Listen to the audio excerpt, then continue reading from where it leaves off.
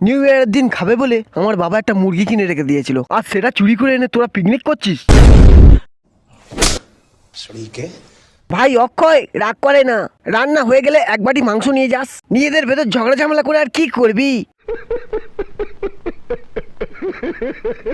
এক বাটি মাংস আর 2 ব্যাগ মদও নয় আমাদের কাছ থেকে খেয়ে যাস, কি আর করবি বল ভাই।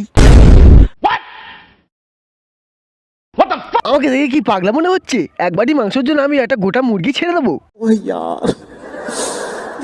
কিত্তি অসম আর ওইদিকে আমার বাবা বাড়িতে মুরগি চুরি হয়ে যাওয়ার পর আমার ওপর সন্দেহ করছে, ভাবছি আমি মুরগিটা চুরি করে বিক্রি করে দিয়েছি। আল্লাহ মাফ করে, বহুত মানুষ লাগ রো, মত করো। এইদিকে আমি রামদেবের ভক্ত হওয়ায় চুলগুলো বড় রেখেছি বলে আমার বাবা আমাকে চোর ভাবে।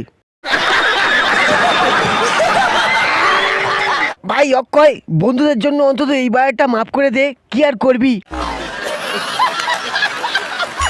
আমাদের মুরগি ওর দিকে অলরেডি কাটা কুড়ি সবকিছু রেডি হয়ে গেছে, তবুও আমি কিন্তু মুরগি দিতে পারবো না। পতঞ্জলি দিব্যি খেয়ে বলছি, যদি আমার মুরগি এক্ষুনি না ফেরত দিস তাহলে তোদের এমন জায়গায় মারবো।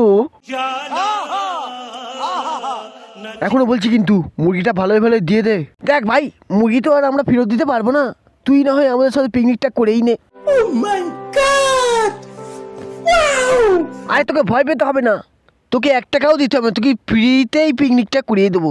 সব क्या देखना पड़ रहा है, अच्छा है मैं अंधा हूँ। আমার ভাগের মদটা তোকে দিয়ে দেবো না, আমার তাতেও হবে না, আমাকে 2 বোতল বাংলা মদ দিতে হবে, আর সাথে 1 বাটি কষা মাংস। যদি দিতে পারিস তাহলে আমি আছি, আর তা না হলে